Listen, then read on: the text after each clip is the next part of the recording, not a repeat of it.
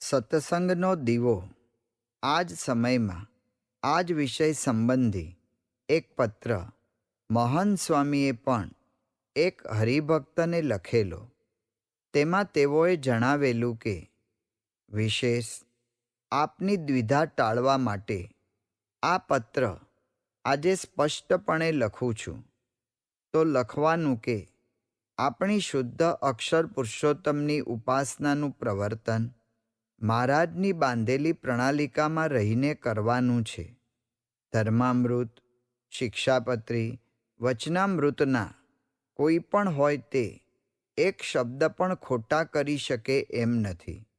સ્ત્રીઓ માટે ભવિષ્યમાં દીક્ષા અપાય વગેરે માટેનો ક્યાંય ઇતિહાસ આપણા સંપ્રદાયમાં છે નહીં. અમે તો પરમ પૂજ્ય શાસ્ત્રીજી મહારાજ અને પરમ પૂજ્ય યોગીજી મહારાજના ચીલે છીએ અને રહેવા માગીએ છીએ અને રહીશું. પરમ પૂજ્ય પ્રમુખ સ્વામી મહારાજ તો નિમિત્ત બન્યા છે અને તેઓએ કોનું અને શું બગાડ્યું છે? એમની જગ્યાએ આપણે હોઈએ તો આપણે તો ફેંકાઈ જઈએ. પરમ પૂજ્ય પ્રમુખ સ્વામીને વારસો આપનાર સમર્થ શાસ્ત્રીજી મહારાજ છે. તેમાં ભૂલ કાઢનાર કોણ? એમણે એમની ફરજ 101% પાળી એફિશિયન્ટલી કુશળતાથી બજાવી છે. ડગલે ડગલે પરમ પૂજ્ય સ્વામીજીની સલાહ લીધી છે. આ મોક્ષની વાતમાં ગમે તેવી અને ગમે તેની મોહબ્બત મૂકવી દેવી પડે. આપણે પરમ પૂજ્ય સ્વામીજીના છીએ તો તેમને વફાદાર રહેવું. પછી જેને જેમ સમજવું તો ભલે.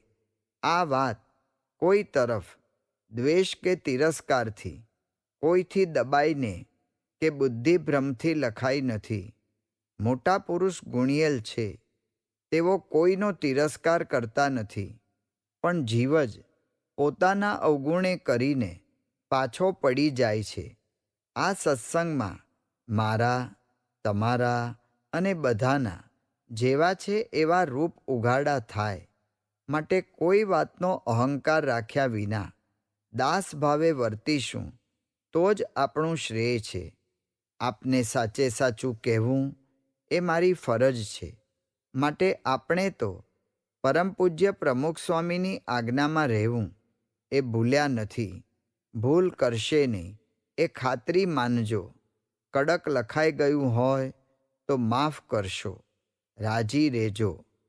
નિર્વિઘ્ન યાત્રા માટે દીવો અને દીવાદાંડી બંનેની જરૂર રહે છે. દીવો પગલું ક્યાં મૂકવું તે દર્શાવે છે. દીવાદાંડી પગલું કઈ દિશામાં મૂકવું તે જણાવે છે. સત્સંગના બે મહારથીઓની કલમે નીકળેલા ઉપરોક્ત બે પત્રો યાવત ચંદ્ર દિવાકરવ મુમુક્ષુઓનું દિગ્દર્શન કરતા રહે તેવા છે. ભટકતા નથી એવા નાવિક કદી પણ જે પામી શકે ધ્રુવતણા ઈશારાની જેમ. આ શબ્દો સામે જેની નજર રહેશે તે કદી અટકશે ભટકશે નહીં. તેને નહીં તૃણ સાથરો. તારીખ 22/6ના રોજ ગોંડલમાં રથયાત્રાનો ઉત્સવ ઉજવીને સ્વામીશ્રી ડાંગરા પધારેલા. અહીં પોતાની સાથે આવેલા યુવકોને તેઓએ આ સ્થાનનો મહિમા તથા ઇતિહાસ સંભળાવ્યા. પછી સૌ સંતો યુવકોને પ્રેમથી જમાડ્યા. સૂવાના સમયે સ્વામીશ્રી માટે કોઈ વિશેષ વ્યવસ્થા તો હતી નહીં. તેથી તેઓ પણ સૌ સંતો યુવકો જે કાંકરાળી ભૂમિ પર બુંગણ પાથરીને સૂતા હતા તે પર જ સૂઈ ગયેલા. પ્રમુખ તરીકેની 1.5 દાયકાની યશસ્વી કાર્યવાહી પછી પણ સ્વામીશ્રીની રહેણી કહેણી આ જ રહેલી. ડાંગરાથી સ્વામીશ્રી વઢવાણ, સુરેન્દ્રનગર, અમદાવાદ, અસલાલી, જેતલપુર, નડિયાદ, વરતાલ થઈને બોચાસણ પધારી ગયા. અહીં તારીખ 2/7ના રોજ ગુરુ પૂનમનો ઉત્સવ અદ્ભુત થયો. ત્યારબાદ તારીખ 4/7થી સ્વામીશ્રીએ ભક્ત ચિંતામણી પારાયણની રસલાહણ કરાવી હતી. તેની પૂર્ણાહુતિ કરીને ઝારોળા, રાવપુરા થઈને અટલાદરા પધારેલા. અહીં શાસ્ત્રીજી મહારાજના પક્ષધર સમા ઈશ્વરભાઈ દાજીના ધામગમન નિમિત્તે પારાયણનું આયોજન કરવામાં આવેલું. તારીખ 3/8થી સ્વામીશ્રીએ હરિલીલા કલ્પતરુના આધારે આ પારાયણનો પ્રારંભ કર્યો. સતત 11 દિવસ સુધી સૌ તેઓની અમૃત વર્ષામાં તરબોળ થયા. મેં તો મારી ફરજ બજાવી છે. આ પારાયણના દિવસો દરમિયાન જ સ્વામીશ્રીએ દેશના ગૃહપ્રધાન તરીકે ફરજ બજાવતા શ્રી ગુલઝારીલાલ નંદા પર એક પત્ર લખી મોકલેલો. સંપ્રદાયના સિદ્ધાંત વિરુદ્ધ પ્રવૃત્તિ કરનારી ઉપદ્રવી વ્યક્તિઓને સંસ્થાએ બહિષ્કૃત કરેલી. તે સંદર્ભમાં નંદાજીના સંશયોનું નિવારણ કરતી સ્વામીશ્રીની કલમ તે પત્રમાં આમ વહી છૂટેલી. મોટેરા સંત હરિભક્તોની સલાહ મેળવી અને યોગીજી મહારાજની સંમતિ મેળવી આ કાર્ય કરેલ છે.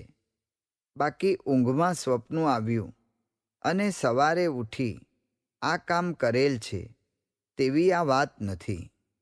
તેઓની પ્રવૃત્તિ ને રીતોથી નુકસાન હતું માટે જ આ કરવું પડેલ છે. બાકી મને પ્રમુખપણાનું પણ માન નથી.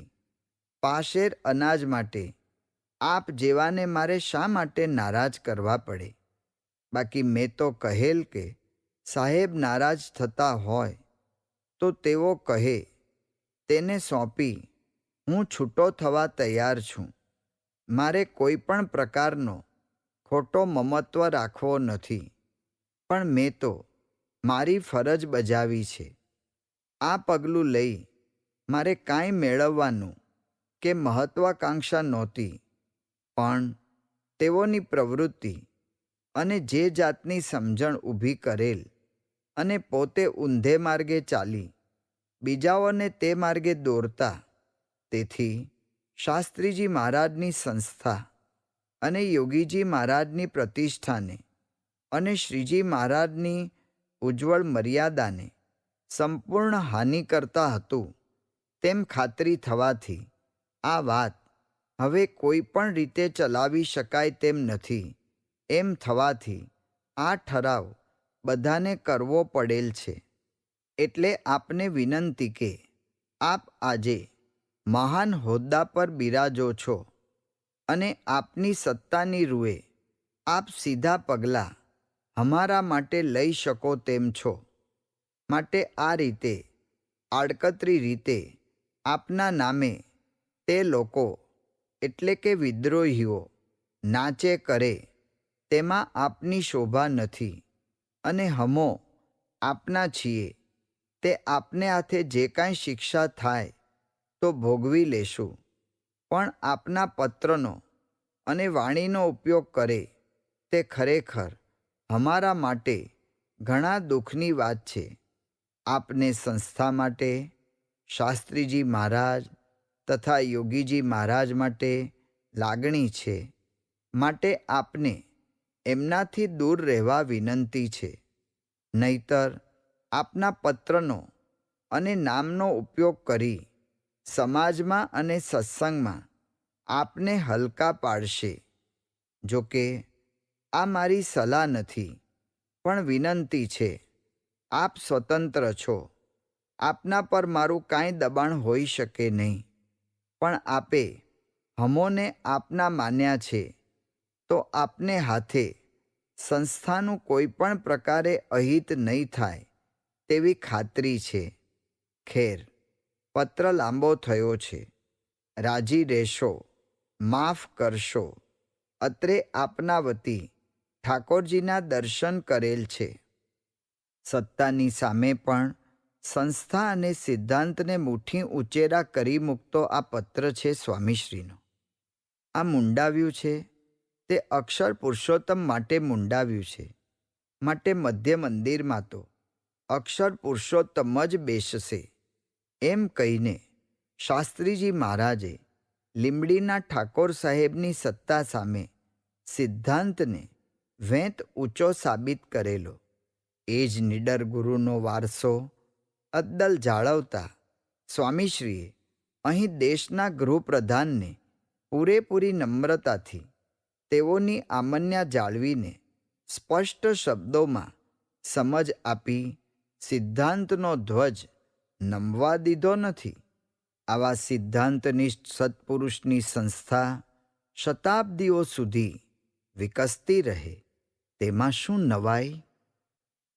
ચાકર કી મોટપ કહાં. અટલાદરામાં પારાયણની પૂર્ણાહુતિ બાદ તારીખ 17/8ની સાંજે સ્વામીશ્રીએ વિદાય લીધી. રસ્તામાં અડાસ, આણંદ, નડિયાદ, ડભાણ, ખેડાને લાભ આપીને રાત્રે 12:30 વાગ્યે અમદાવાદ આવી પહોંચ્યા.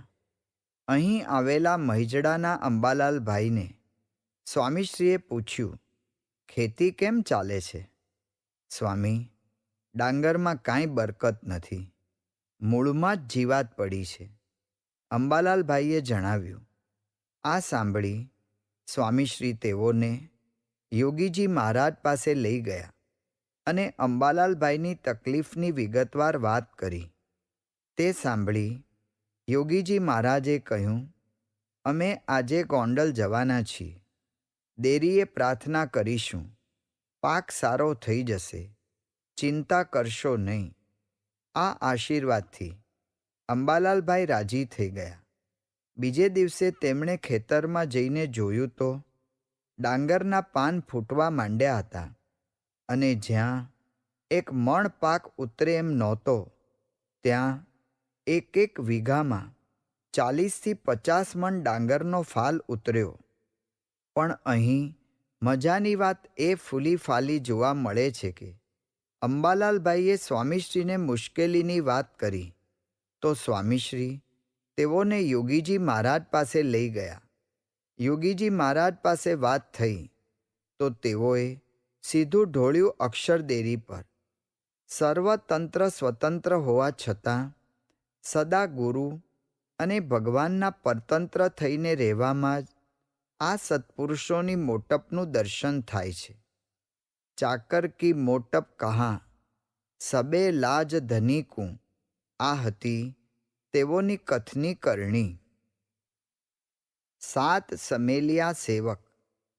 તારીખ 18/8ના રોજ અમદાવાદથી નીકળીને સ્વામીશ્રી લીંબડી પધાર્યા હતા. અહીંથી બીજે દિવસે રાજકોટ ભણી જવાનું હતું. તે સમયે સૌની વાહન વ્યવસ્થાની કપરી જવાબદારી સ્વામીશ્રી સંભાળતા. આ વ્યવસ્થા અઘરી સાથી હતી તેની વાત કરતા સ્વામીશ્રી જ ઘણીવાર કહેતા કે તે ઘડીએ સાથે ફરનારા ઘણા હોય. બધા સંતો હરિભક્તોને પાછું એમ હોય કે જોગી મહારાજ ગાડીમાં બેસે પછી આપણે ગાડીમાં બેસવું. તે ઘડીએ કંઈક ને કંઈક કામ કાઢે. લઘુ કરવા જાય કે કોઈક જાડે ફરવા જાય, પહેલાં બધાને બેસાડી દઉં તોય એકાદ બે આઘા પાછા થાય જ. મોટરમાં બેસી રહેવું એવું નહીં. આમ વાહન વ્યવસ્થાની આ જવાબદારી દેડકાની 5 શેરીથી તોલમાપ કરવા જેવું કામ રહેતું. વળી વાહનો પણ જુદા જુદા હરિભક્તો પાસેથી માગીને એકત્રિત કરવાના. છતાં સ્વામીશ્રી અપાર શ્રદ્ધા, ધીરજ અને મહિમાથી આ સેવા બજાવતા. અહીં પણ આ રીતે તેઓએ જે વાહન વ્યવસ્થા ગોઠવેલ તે જણાવતા યોગીજી મહારાજને કહ્યું, બાપા, સેવક સંતો ભલે વહેલા નીકળી જાય, આપણે પહોંચવામાં મોડું થશે. હું આપની સાથે રહીશ. કાંઈ સેવા હશે તો હું કરી લઈશ. હું એ સેવક જ છું ને. ના ના સ્વામી, એમ કાંઈ હોય? આપ તો શાસ્ત્રીજી મહારાજનું સ્વરૂપ છો, સેવક ન કહેવાય.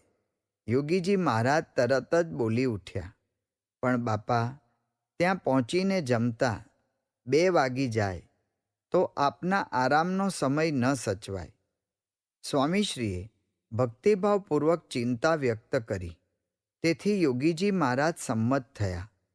પ્રયાણના પરોઢે પણ સ્વામીશ્રીએ સેવકોને પુનઃ કહ્યું કે તમે વહેલા જઈ રસોઈ તૈયાર કરજો. બાપાને મોડું થાય તે ઠીક નહીં. અહીં બાપાની સાથે હું બધું સંભાળી લઈશ, ખુરશી ઊંચકી લઈશ. આ સૂચના મુજબ સંતો નીકળ્યા. પણ રસ્તામાં મૂળીના મંદિરે દર્શન કરવાનો વિચાર સૌને થયો. તેથી માર્ગ ફંટાવી ત્યાં ગયા. અહીંથી પાછા વળતા રેલવેના પુલ નીચેથી મોટર પસાર થતી હતી. તે વખતે ગાડી ઉપર મૂકેલો સામાન પુલ સાથે અથડાયો અને ચારે બાજુ વેરાઈ ગયો. પેટી તૂટી ગઈ. તેથી બધો સામાન જેમ તેમ ગોઠવીને સૌ ઝડપથી રાજકોટ જવા નીકળ્યા. પણ અણધારી આપત્તિઓને થાળે પાડવામાં સમય ઘણો વીતી ગયો હતો. તેમાં બીજું વિઘ્ન આવ્યું. રાજકોટથી 5 કિલોમીટર દૂર જ ગાડીના ટાયરમાં પંક્ચર પડ્યું. ડ્રાઈવર આ બગડેલી ગાડીને ખેંચવા બીજી ગાડી લેવા ગયો. બપોરે 12:30 વાગ્યે તે આવ્યો. સેવકોને હવે તો ચિંતા સિવાય બીજું કાંઈ કરવાનું રહ્યું નહોતું. સૌ મનમાં વલોપાત કરતા હતા કે આપણી ભૂલને કારણે યોગીજી મહારાજને ભીડો પડશે. માંડ માંડ સૌ રાજકોટમાં ઉતારે પહોંચ્યા. પણ ત્યાં તો આશ્ચર્ય! યોગીજી મહારાજ જમી રહેલા. સ્વામીશ્રી સામે બેસીને તેઓને જમાડી રહેલા. સેવકોને જોતા જ યોગીજી મહારાજ બોલ્યા, લ્યો, આ આવ્યા. બાપા, રસોઈ તૈયાર હતી કે શું? સેવકોએ ક્ષોભ સાથે પૂછ્યું. ત્યારે મરક મરક હસતા યોગીજી મહારાજે કહ્યું, એ તો અમારા પ્રમુખ સ્વામીએ બનાવી છે. અમે કથા કરી અને એમણે રસોઈ કરી. અમે 11 વાગે પૂગ્યા ને પ્રમુખ સ્વામી કટ મંડી પડ્યા. જુઓ કેવી રસોઈ, આંગળા કરડી ખાઈએ. સ્વામીશ્રીની ગુરુભક્તિનો સ્વાદ માણી રહેલા યોગીજી મહારાજને તેઓની પ્રશંસા કરવામાં જાણે ધરવ જ નહોતો થતો. સ્વામીશ્રીના સેવક ભાવે આજે યોગીજી મહારાજ સહિત સૌને તૃપ્ત કરી દીધેલા.